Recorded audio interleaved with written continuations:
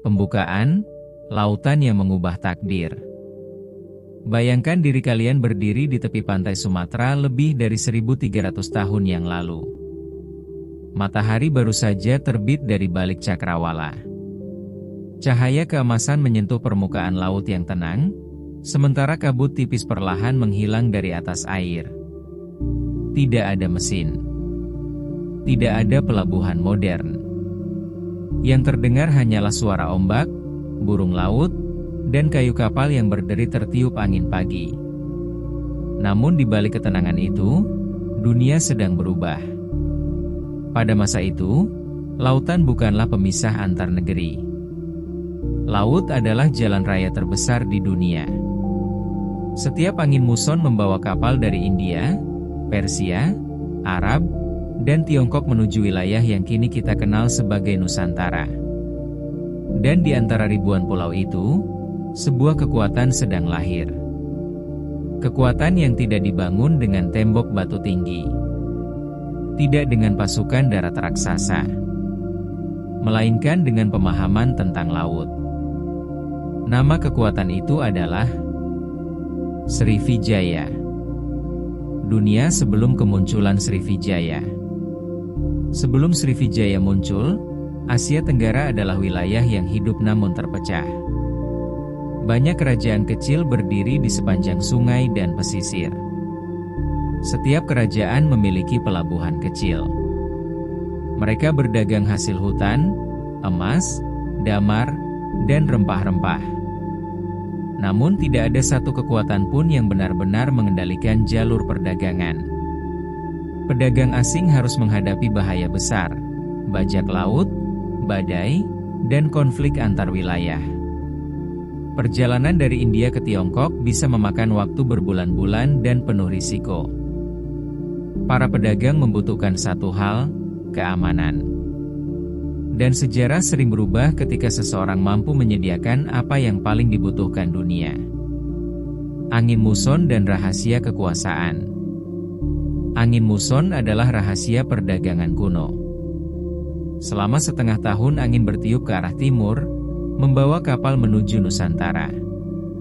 Setengah tahun berikutnya angin berbalik arah, membawa mereka pulang. Ini berarti para pedagang harus tinggal berbulan-bulan di pelabuhan tertentu sambil menunggu angin berubah. Bayangkan peluang ekonomi dari situasi ini. Siapapun yang menguasai pelabuhan persinggahan, menguasai perdagangan dunia. Dan lokasi paling strategis berada di Selat Malaka.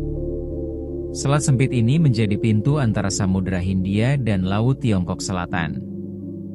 Semua kapal harus melewatinya. Semua. Dapuntahiang dan awal sebuah visi. Sekitar abad ke-7, seorang pemimpin muncul dalam catatan sejarah, Dapuntahiang Srijayanasa. Ia bukan hanya seorang raja. Ia adalah seorang visioner. Menurut prasasti Kedukan Bukit, ia melakukan perjalanan besar bersama ribuan pengikut melalui sungai dan laut dalam ekspedisi suci yang disebut Siddhayatra. Perjalanan ini bukan sekadar ritual spiritual. Ini adalah langkah politik. Ia memahami bahwa kekuasaan masa depan tidak berada di daratan, tetapi di laut.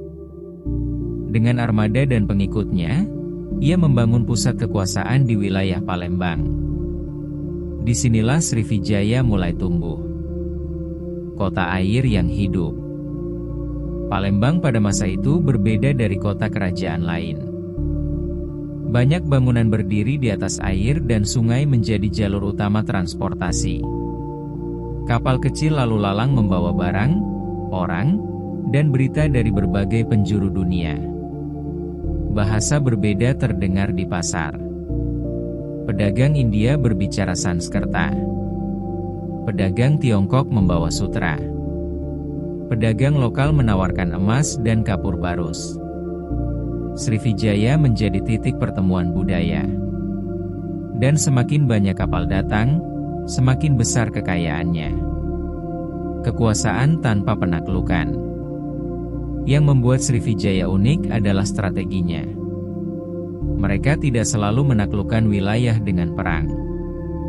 Sebaliknya, mereka mengendalikan jalur perdagangan. Pelabuhan yang bekerja sama mendapat perlindungan dan keuntungan ekonomi. Yang menolak, kehilangan akses perdagangan. Strategi ini jauh lebih efektif daripada perang panjang.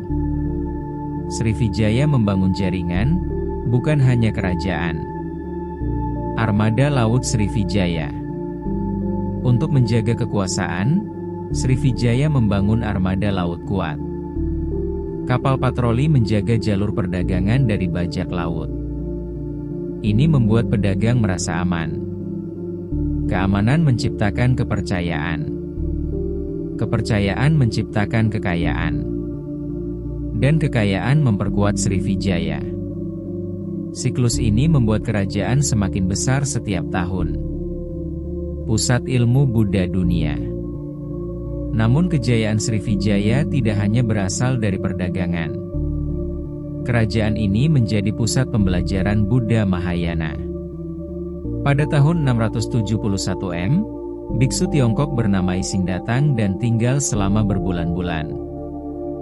Ia menulis bahwa Sriwijaya adalah tempat terbaik di Asia Tenggara untuk belajar sebelum pergi ke India. Bayangkan suasananya. Biara penuh pelajar. Diskusi filsafat berlangsung hingga malam. Kitab diterjemahkan. Pengetahuan menyebar melalui laut. Sriwijaya bukan hanya pusat ekonomi. Ia adalah pusat intelektual.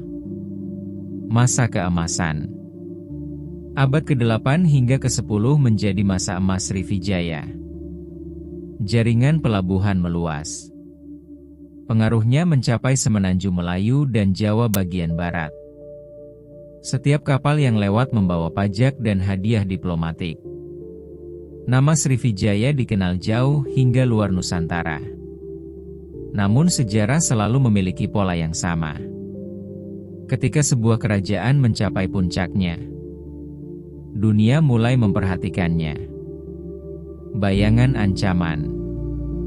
Di India Selatan, sebuah kekaisaran maritim kuat sedang bangkit. Kerajaan Chola. Mereka memiliki armada besar dan ambisi luas. Dan suatu hari, mata mereka tertuju pada jalur perdagangan yang dikuasai Sriwijaya. Konflik besar perlahan mendekat. Penutup, awal dari ujian besar. Sriwijaya telah membuktikan bahwa laut dapat menyatukan dunia.